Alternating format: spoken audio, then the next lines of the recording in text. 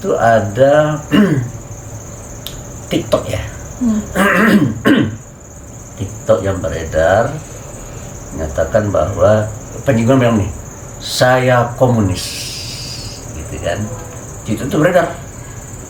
Nah, dan saya ditelepon orang ini, bagaimana Pak, kan ternyata terbukti nih si Panji Gumilang ini komunis ini. Wartawan juga bilang begitu kan. Nah, kemudian media juga ada yang memuat, media online juga memuat kan. Nah, kemudian TV One nampaknya juga tahu bahwa ada ini gitu kan, ya, diundang juga lah saya. Itu tanggal 15 saya sudah dihubungi banyak orang bahwa Panji Gumilang ternyata komunis gitu kan ya. Ada TikToknya kan dikasih sama saya itu. Dan media lain juga memuat kan. Hari Rabu tanggal berapa tuh lupa, tanggal 16 masalah. Saya wawancara, tanggal 16 saya wawancara. Ya, saya bilang inilah yang saya sayangkan, Pak Panji Gumilang sering sekali mengeluarkan pernyataan-pernyataan kontroversial, baik menyangkut masalah keagamaan maupun kenegaraan. Dalam hal yang terkait negara beliau menyatakan bahwa saya komunis. Pertanyaan saya, kalau beliau memang komunis, berarti paham beliau komunisme. Pertanyaan lagi, kalau pahamnya komunisme sesuai nggak dengan Pancasila nomor 1? Kan tidak sesuai. Tuh. Kalau beliau komunis itu ideologinya adalah ideologi komunis. Pertanyaan saya, kalau ideologi komunis sesuai nggak dengan Pancasila? Kan tidak sesuai gitu kan. Nah, kalau seandainya dia ini menyatakan dia komunis sementara dia adalah seorang tokoh, ya masa pihak berwajib kok diam saja gitu kan? Ambil tindakan dong kan gitu kan ya itu. Nah, pihak Panji Gumilang menganggap bahwa saya telah menjelekkan beliau mungkin ya. Tuh, makanya beliau meminta ganti rugi secara material 1 rupiah dan imaterial 1 triliun. Itu. Kemudian ya karena saya tidak ngerti hukum, saya minta juga, saya dihubungi banyak orang, banyak pihak yang memberikan bantuan hukum. Saya kan tidak tahu juga ini. Ya kalau nggak bilang ratusan ya pokoknya banyak lah ya. Nah, banyak sekali lah yang menawarkan sama saya. Lalu saya bilang begini, ya saya kan tidak ngerti hukum. Lalu saya ada sebuah forum advokat pembela Pancasila. Nah, saya ini kan sebagai orang MUI ya, MUI itu kan menganggap negara ini kan darunista. Itu sebuah negeri yang kita bangun atas dasar kesepakatan. Nah, kita kan sepakat bentuk negara kita republik, falsafah bangsa kita kan Pancasila, ya kan? Hukum dasar kita Undang-Undang 45, kita harus sepakat kayak gitu ya. Nah, oleh karena itu kalau ada orang yang mengusik kesepakatan ini mengancam eksistensi bangsa. Nah, oleh karena itu bagi saya kalau ada orang menyatakan dia komunis, dia tokoh, wah bagi saya ini satu hal yang sangat berbahaya ya. Gitu, oleh karena ya saya respon. Nah, yang menarik juga bagi saya adalah tanggal 16 pagi saya bicara di TV One. Tanggal 16 itu banyak sekali media mengatakan mengutip pernyataan Panji Gumilang saya komunis. Tapi tidak merujuk ke pernyataan saya, dia merujuk ke TikTok itu kayaknya.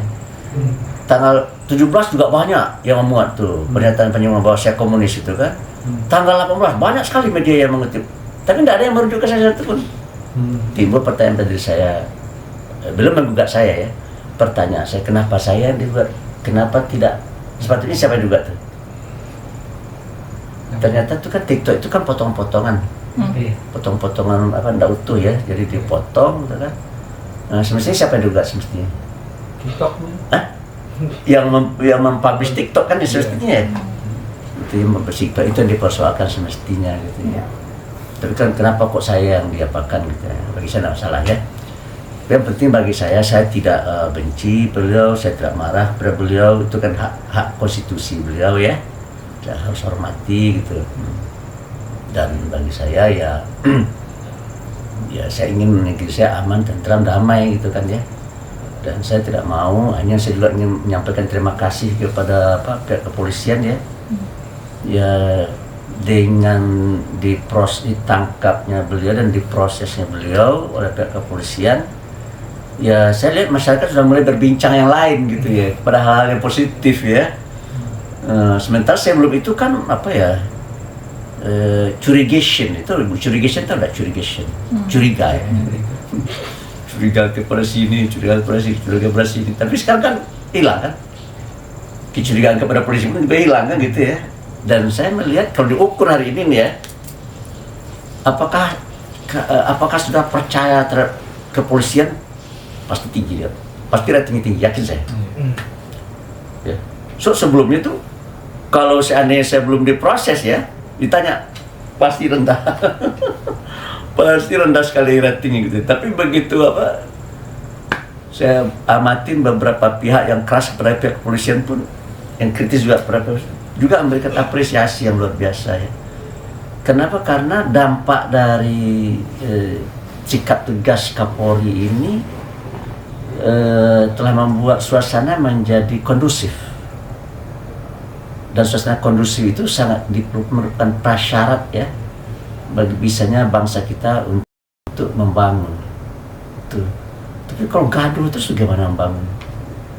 Kalau gaduh kan otak kita tidak berpikir baik, hati kita tidak tenang. Dalam teori produktivitas ya, orang kalau hatinya dan pikirnya jernih, maka produktivitasnya meningkat. Tapi kalau orang hatinya dan pikirnya terganggu, maka produktivitasnya menurun. Nah, sekarang hati orang sudah tenang, pikiran sudah tenang, ya maka menurut saya produktivitas masyarakat akan meningkat. Gitu. Itulah jasa dari Kapolri dan pihak kepolisian. Ya, sehingga menurut saya ya kata-kata yang terbaik yang perlu saya sampaikan ya apresiasi dan terima kasih banyak. Saya ingin kembali kata-kata yang lebih mudah ya. Saya menyampaikan terima kasih banyak ya para pihak kepolisian. Karena menurut saya apa yang dilakukan oleh pihak kepolisian itu sudah sesuai dengan fungsi dan tugas daripada polisi itu sendiri, itu menciptakan ketertiban dan ketenangan di tengah-tengah masyarakat. Saya terima kasih, selamat memberkati ya. Maaf Pak, terakhir Pak, nama Bapak dan ini betulan ini. Nama saya Anwar Abbas. Anwar Abbas, Ya. B-nya 2. MUI ya. Jabat kebetulan saya Ada di kertas nama. Oh iya, enggak, ini buat kebetulan catatan. saya wakil ketua umum Majelis Ulama Indonesia Pusat. Kebetulan. Tapi dulu. Ya. Kebetulan.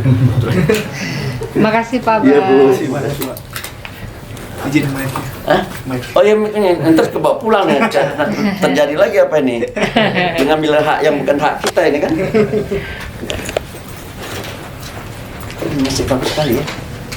Terima kasih ya, Pak. Hah? Terima kasih banyak. Ya, Pak. Untuk membangun. Tuh.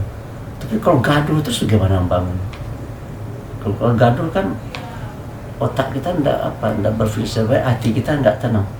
Dalam teori produktivitas ya, orang kalau hatinya dan pikirnya jernih, maka produktivitasnya meningkat. Tapi kalau orang hatinya dan pikirnya terganggu, maka produktivitasnya menurun. Nah, sekarang hati orang sudah tenang, pikiran sudah tenang, ya maka menurut saya produktivitas masyarakat akan meningkat. Gitu.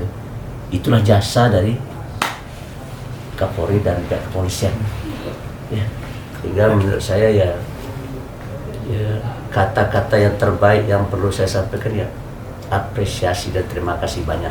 Saya ingin kembali kata-kata yang lebih mudah ya. Saya menyampaikan terima kasih banyak ya para pihak kepolisian.